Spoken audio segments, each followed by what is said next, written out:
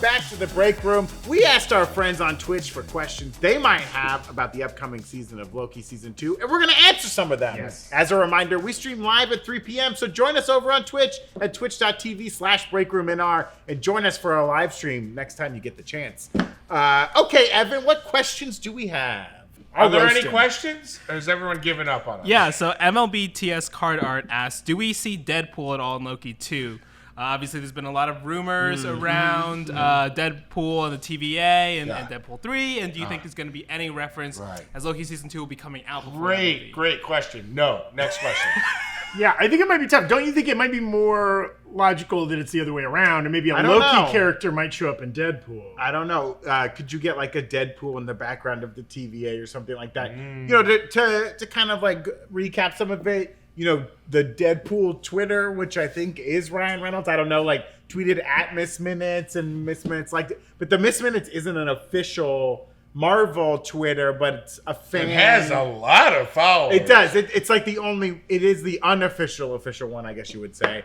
And then also, you know, there was some theorizing that those set photos we saw from Deadpool 3 is that the void where like things are showing up. With the big Fox logo. Yeah. Kind of thing.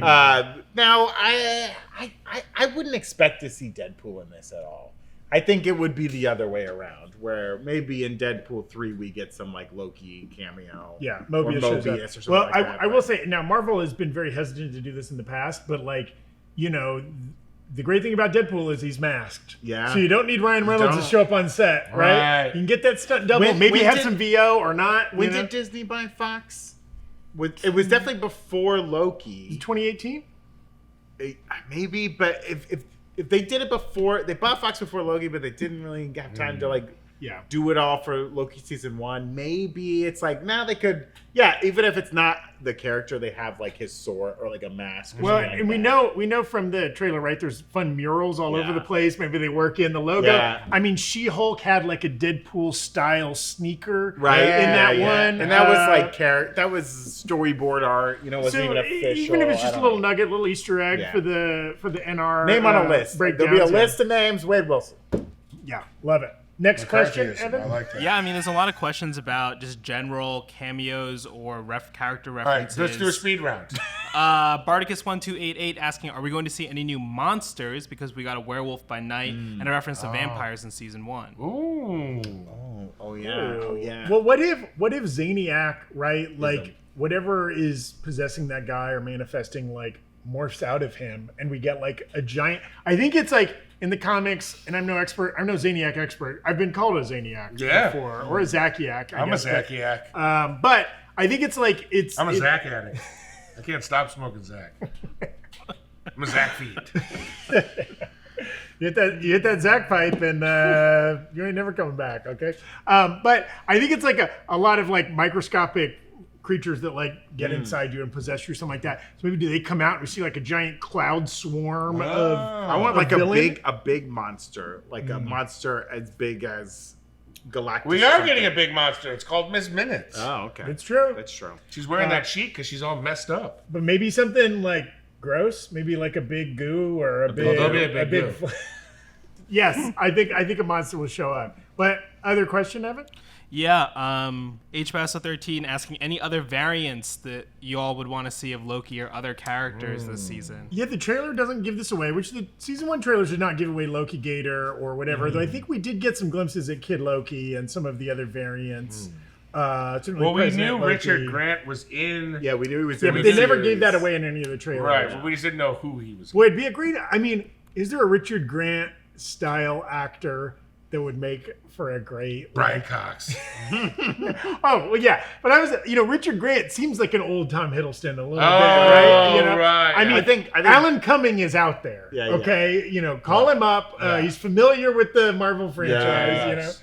Get Brian Cox to play like a different Odin or something like that. Like another Odin. I don't know if this was a rumor that there was gonna be like less variants in this season. They kind of did that story like the variant thing. That kind of makes sense. But it would be a fun joke to have like a random. What if it was the whole Succession cast? We're like you get like Stellan Skar or it's not Stellan Skar. The whole Asgardian family. Alexander Skarsgård is Thor. Jeremy Strong is Loki. It's like the Matt Damon actors. But they're actually powered up. They're just from a different timeline. Oh, that actually would be pretty cool. Yeah, but I agree. Maybe they've done the variant storyline. This is going to be more about time hopping and whatever. Or give me an animated variant, do the opposite of Across the Spider-Verse, where they showed some live action people. Show us an animated Loki. That'd be cool. I'd like that. Do we think that there'll be some random scene where like they're in a swamp or a lake or something like that and a gator just floats by and they're like, no, it couldn't be. You know what I mean? Oh, Like a little callback to Loki Gator. I mean, I think they'll sneak Loki Gator in just because it was such a fan favorite moment. Absolutely. And a fan favorite merch item. That's right. Our Loki Gator polo that I think no longer exists, but could come back. Limited edition. Actually, speaking of merch, a lot of people are asking where can they get Brandon's shirt? Oh, is this still on nerdriot.shop? Yeah, I this believe was so. from our line last Season year. 1. Season 1 or two years ago. I gotta say, that's a great color scheme. Brandon and I went to the University of Florida, and that's kind of the color scheme of the University of Florida. But yeah, there was this shirt. There was like the variant shirt was very nice. There was an augmented reality shirt just with the horn headpiece. That I think in augmented reality you could see. Check the whole out Loki face. nerdriot.shop. See if this is still and there. we'll have a new cool line for season 2. So Even cooler, guys. even cooler. Season 2, even cooler. It's going to be lit. Eliza JV98 asking a lot of questions about this transition between season 1 and season 2. We know Mobius kind of has a different framing of what the world looks like after, He Who Remains is pruned. And specifically, the question is, what would be the TVA's agenda that they will be feeding their staff in this timeline? And also, will there be a different Miss Minutes type of mascot? Is that the ghost? I'm wondering if like Miss Minutes was so loyal to He Who Remains that like Miss Minutes is like shoved out. There was it didn't seem like there were time doors, but there's a moment in the trailer where we see one behind Hunter B-15 who's in not her Hunter gear, but like it looks like it's like glitching, like it's going wrong. And I'm wondering if like they're not using that technology anymore. Like whatever came in, got rid of the old system, and they're using new stuff now. The scene in which like Loki's fighting like 50 hunters in that big like white arc building kind of thing, those seem to be working okay. So maybe she's using a glitchy technology, but somebody else has a function. Or it's like the technology's there, but it's falling apart because the King got rid of Miss Minutes or something like that. I think their mission is probably still the same because, like I said, I think whichever Kang slipped in here wants to keep that stealth tech that He Who Remains was running to hide from the other Kangs. Because in the first season, Mobius, Renslayer, all those people, they didn't really know what their true past lives were. They'd all been lied to, right? Yeah. And then season 1 ends, and they're kind of rebrained because they started to wake up to it a little bit, but then he comes back, and they're fully brainwashed. Yeah, everything's been reset to like the first day Loki got there, right? Yeah, like, they don't even know who he is. They have no idea who, but they also don't see him as like a threat. Right. They're like, oh, he just works here or whatever. Yeah. Because he's in the costume of a He's in the costume. He's wearing the costume. Yeah, so I think it's going to be really interesting how they play with the ending of season 2 ending of season 1 into the beginning of season 2. It could be functionally, it could be the very next minute. You just pick up literally right where that last one left off. Yeah. But because the entire world has changed, right, it will still take him a lot of time to kind of catch up to what has transpired, right? Yeah, he's got to wake everybody up to the truth. Do your own research. And that's why we want to thank our other sponsor, Truth Social. No. They don't sponsor us anymore. No. It's just, why am I spending so much time on that? No, Tommy, no. It's where I get my information. Tommy, goodness. No. Solaris333 asking, do you predict a new major role Loki like Sylvie appear in the season, or just minor role ones like classic Loki and Kid Loki? Oh, that's a great question. So like a new, different actor playing a different, more powerful or as powerful Loki. I don't think so. I think Loki season 2 is firmly in the Huddleston zone. Huddleston zone. I like that. And I like too if like, what if this season almost has a different genre vibe, right? Like this is like solving a mystery. I mean, the first season had some solve a mystery element to it too, but it was also this kind of like Terry Gilliam-esque sci-fi. Everything's confusing and weird. It was a lot of people have made the connection to Brazil, that movie. What a pull. But like maybe this one has a totally different vibe, and it's more kind of like a time jumping team adventure or something like that. And so you don't need other Lokis Yeah. necessarily. If every episode is them in a different location, like getting a new member of the TVA back to put this team together. And there could be a little bit of Monster of the Week kind of energy, Yeah. right? Hey, we're in the 1890s this episode. Now we're in the 1970s. Now we're in the wherever, right? Like, and that could be really fun. I think that's been something that some of the Marvel series have lacked. They don't necessarily feel like TV because there's not like individual episode storylines, right. you know? Whereas like some of the more successful stuff like WandaVision, like Loki season 1, felt like that. Like you could just watch this 1 hour of TV or 45 minutes or whatever and feel some sense of completion, right? I like that. Will this be the season we get Thor? Whoa. Do we get a Hemsworth cameo? You know Hemsworth's game to do it, man. That guy loves He said he's playing. like kind of like done with Thor until they have like a reason to come back. But I think as a little cameo, I think he'd be willing to do it. Especially if he can show up with his daughter. Yeah. You know? Come on. We get Heimdall's son's head just appearing as a ghost.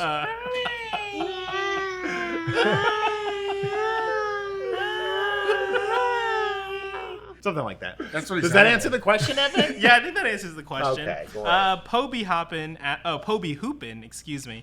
Asks, thank you. Ravonna didn't go to see He Who Remains because she never showed up in that final scene. Right. So which variant of Kang did she end up seeing? Is it possible that one variant broke through first because of Loki and Sylvie creating a branch? Yeah. What's the one? Well, in the comics, it's kind Scarlet something? of Scarlet Centurion. Yeah. Well, like in the comics, right? Ravonna, Renslayer, and like Kang had a thing. Yep. They were an item. This was never really implied that much in this season 1. in this show. If anything, it was kind of implying that Mobius and Ravonna had feelings for each other, felt strongly about each other. Now she says she's going to go look for the truth, and ultimately the truth would be confronting a Kang, right? And she obviously cannot confront He Who Remains because he's dead now. She appears to be in the same room as Victor Timely at some point. Right. She's wearing the garb. She's going after like Kang's, and it might be that they come to the realization that her and Loki's ultimate goal is the same, right? And they team up together because she was kind of playing an antagonist in the first season, if only that she was towing the company line for so long. But once shown the truth, she was like, she didn't stay with Mobius. She was like, I'm going out to figure it out for myself. I don't need any of you. You've all been gaslighting me. You've all been lying to me. I'm out of here, folks. So I don't know what Kang she would run into. And it seems like whatever Kang is in charge is smart enough to get her out of the way because she's dangerous.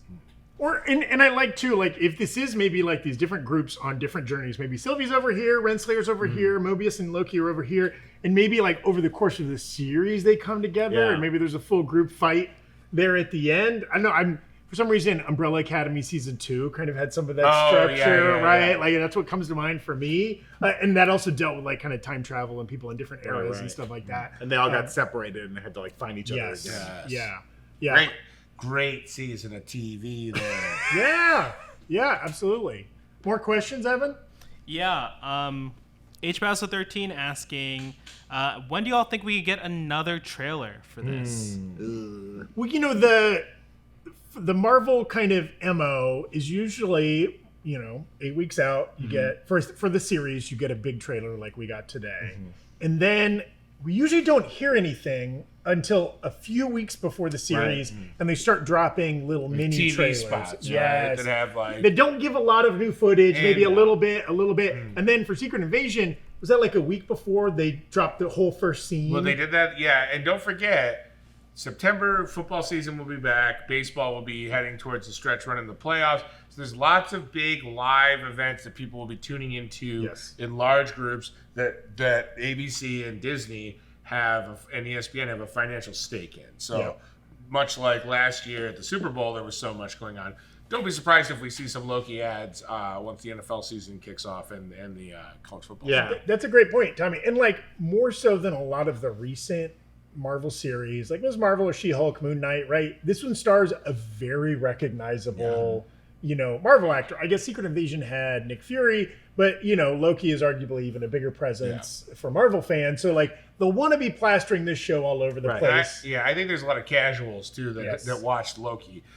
Of the casual Marvel fans that haven't watched every TV show, I feel like WandaVision and Loki are kind of the two that most of them have. Yeah, but rest assured, anything that comes out, we will be covering here on the Breakroom. I also think like a show like this that has such great art and set design. They love releasing photos of like some of those awesome set pieces and things like that. So like probably be a slow trickle there too. And in a world where you don't have your creators doing press interviews, like who knows what the marketing for this could look like. Yeah, that's true. Come on, end the strike. I want to interview Owen Wilson. Yes, come on the show, Owen. But yeah, you know, Secret Invasion was weird too because they did a big trailer in like December. That's true. And then there was a long time before we got like the show trailer, and then all the teasers started. You know, for the movies, they usually do a teaser, a trailer, and then trailer with tickets. And some of that is, I think Marvel doesn't like to double stack what they're promoting, right? So they didn't want to promote Secret Invasion until Guardians had already come and gone, right? Now there's no other Marvel thing between now and Loki, and then you get the Marvels on the other side of it. You do have on Disney Plus, obviously Ahsoka will be running before Loki, but like Disney Plus series, there's no trailers on those or commercials, so they can't promote one within the other. So, but yeah, it'll be really interesting to see how they promote this and reach out to like all types of fans. Yeah. Do you guys want to wrap it up, answer some maybe less related questions to Loki? I'm going to be honest. What if you're less related? I'm going to pee my pants, so let's do these quick. Okay. We'll run through it fast. GSU Any Eagle, piss-related questions? Yeah, anything that involves a dare to go piss as fast as you can, because I'll answer the call on that. GSU Eagle asking, how excited is Cogsworth after seeing the trailer? Let's just say he's 6 to midnight, as they used to say back in the day. Back in the day. Craven or Blue Beetle, thoughts? That has nothing to do with the topic of today's show. No, but we're wide-ranging. Well, Craven got delayed. Yeah. We don't know when Craven's going to come out. Studios aren't Craven. Now it's to August. Yeah, of Taylor next Johnson's year. going to be 94 when that movie. He's going to be Can you imagine? He's going to be 300 pounds of ripped muscle. What comes out first? Aquaman 2 or Craven the Hunter? Oh, God. Oh, God. So, in answer Beetle's to your the question, answer. Blue Beetle is the only thing we can be hyped for now because it is guaranteed to come out next month, I think. Yeah. Ryan Painter does dare you to piss as fast as you can. Thank you, Ryan. Challenge accepted. Or as slow as you need to, Tommy. There's no wrong answer. I'll push it out as fast as I can. Actually, here's something that is pretty discussion heavy, I think. Conan Dog asking, how was the sentiment in the Marvel fan community a couple of movies into Phase 2? I think the multiverse saga will be better as we get into the next Avengers movies, or at least I'm hoping. Well, I think that's an interesting question, and this is totally apocryphal, of course, on my behalf. But like, you know, in Phase 2, the fan community was still kind of like burgeoning. It wasn't as like indoctrinated as it is now. You don't have a theme park at Disney. You don't have a lot of the things you do have. You had a successful Avengers movie that I think people were hyped for. Phase 2 started. I mean, I can't remember what the first thing was. Guardians, Iron Man right? 3, the first thing in Phase 2. I don't remember the exact release order. But I think the big moments in Phase 2 were Winter Soldier, Captain America: Winter Soldier. People went, oh, and Guardians. And Both of like, those movies, I think people were like, whoa, okay. Now we're moving. Now we're cooking. I think it's like that's a really interesting question, and I think it's also so tough to say because like everything has changed since then, right? Like Marvel, victims of their own success, they've risen expectations so high for these kinds of movies for all of us. There's entire infrastructures. The infrastructure of new Rockstars and Breakroom has been built up basically around these franchises. There's tons of copycat channels now. Okay, well, we don't got to get into that. But none of that existed back during Phase 2. We were all, I can speak as a fan, we were all just so happy to be getting these movies at the frequency and the high level as they were. And that's totally different now. We don't just want, like, we're bored with the 3 Marvel movies a year, right? Like, we expect them to all be and there were life-changing. plenty of people back then who was like, oh, Thor the Dark World sucks. Marvel's a mess. They don't know what they're doing. And even, like, Avengers 2, Age of Ultron, I don't think was like super well received when it came out. I think people have looked back on it and appreciated it more. And again, that's because Marvel keeps doing story building with the elements they introduce. Maybe they don't flesh things out fully in the films they come up in, but they over time will kind of like fill in the holes, or we use our minds and fill in the holes a little bit. And you know, as we look back more and more, we like kind of like revere the movies a little more. But at the moment, it was a mixed bag, I would say, in Phase 2. That's a good point. Very mixed bag. Yeah. Very mixed bag. Kind of in that same vein, try Stan Dewey, I think. Out of every upcoming MCU project, which one do you think has the most potential to be Oscar-worthy? Upcoming Ooh. MCU project, Oscar-worthy. Oscar-worthy MCU project. I mean, a lot of them don't have directors yet, right? And we have to the stick tough with films. We can't do, obviously, Disney Plus series They because won't those can't win Oscars. They will not win an Oscar. Films that could be Oscar-worthy. Well, I will just say this because he has multiple Oscars. Mahershala Ali for Blade. Now, Vampire Hunter movies aren't traditional Oscar bait, but again, he has as great a resume as any MCU actor. Yeah. So maybe could he squeeze out a performance actor nomination? Oof, I don't know. There's superhero movies have only gotten rare, occasional. Black Panther got some nominations. Obviously, Heath Ledger got a win for Dark Knight, but hasn't been a ton. Angela Bassett got a nomination for Wakanda Forever. I wonder if something if they pull together a very interesting Fantastic Four movie that kind of blows people's minds. I mean, I think right now there's a lot of Oscar buzz around Barbie. Yeah. When a movie which is more of a comedy. And the Oscars are at a crisis point, right? All kind of movie award shows. Ratings have been going down. They've kind of been, questioned for a lot of things, including relevance to the average fan. And they're kind of trying to decide, cool, are we going to just be the art house awards? Right. Or do we want to do we truly want to encapsulate all of moviedom? And that's why they've expanded the Best Picture nominee pool. And every year, Top Gun Maverick got a nomination. And Elvis, movies that are very popular, they're trying to include more of them. So if a Marvel movie comes out that is incredibly popular and is very well made, both as a superhero movie, but also just as a movie, kind of like Barbie is, right? Maybe it has a chance. I think, Fantastic Four and a weird Dark Knight type scenario, or Secret Wars, if for somehow it all comes together in this beautiful package, and like they gave the Oscar to Peter Jackson for Return of the King, right? Not everyone's favorite Lord of the Rings movie, but they're we have to acknowledge the amount of work, and the love career that went into achievement this thing. Are we thing. overlooking three main points? Yeah. Deadpool. Yeah. Deadpool 3. Is that a culmination of a favorite portrayal? Maybe not a best lead actor, maybe a best supporting nod to Hugh as Wolverine. Yeah. Oh, that's a do career something achievement very award weird, right there. Yeah. Or a adapted screenplay nomination. Second thing, do we have medical grade gauze in the office? What'd you do? Third thing, No, it's not how good. close is the closest urgent care? Did you hurt yourself? You ever seen one of those hot dogs that's been split 4 different ways, or an exploding cigar? you Do you know the old exploding cigar from the Groucho Marx movies?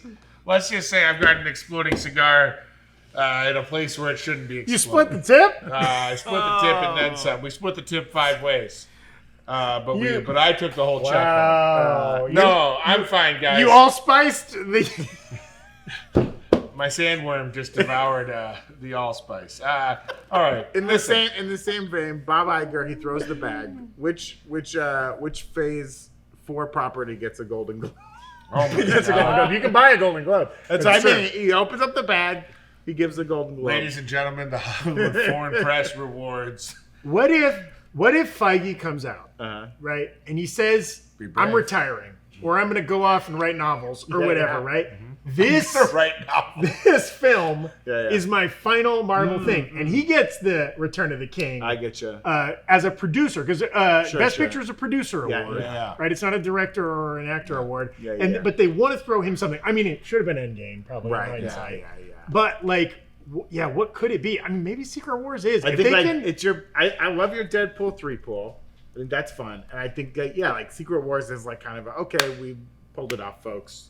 Shaking hands. I mean, everyone loves Blade. We're feeling great. right, we're back. Fantastic Four has got people reinvigorated. Tom But Cruise is giving double thumbs up. The movies are back.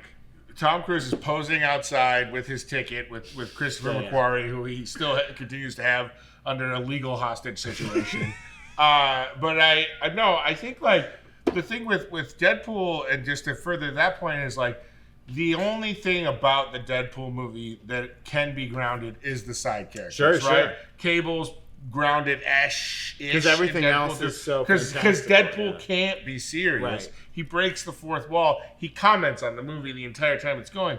but you do get these great performances by the side characters. Even like Domino was really to me a standout. In the first movie, I think the Vanessa, the Marina Baccarin, that she's incredible in that. It's like.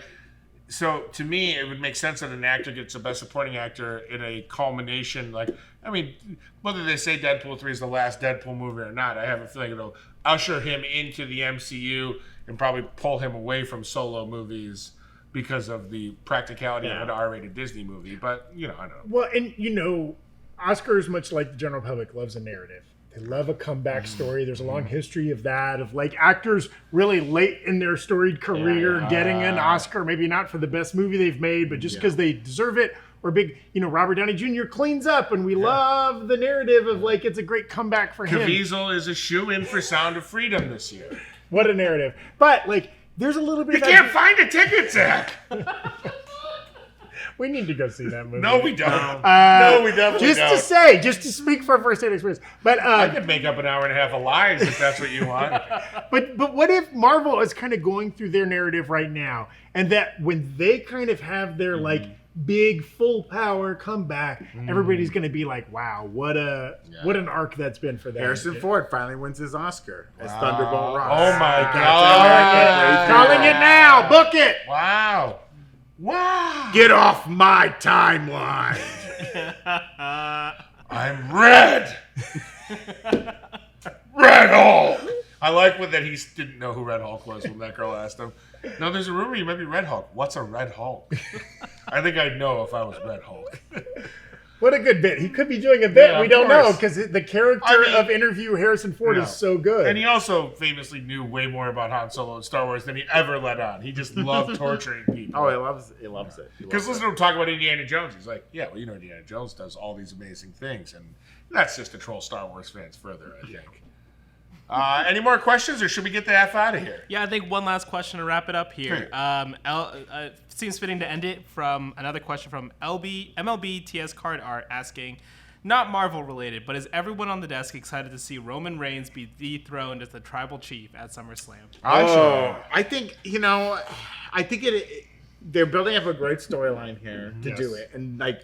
WrestleMania was not the place to do it, and I'm glad they did not do it at WrestleMania. Now, at the time, we were all there. It was shocking. We would have liked to have seen a Cody Rhodes win. Yeah, it was a All weird of way us to except end for it. one guy in our section who was going nuts. Loves the tribal It was chief. weird. I think it's time, and I think it's well earned.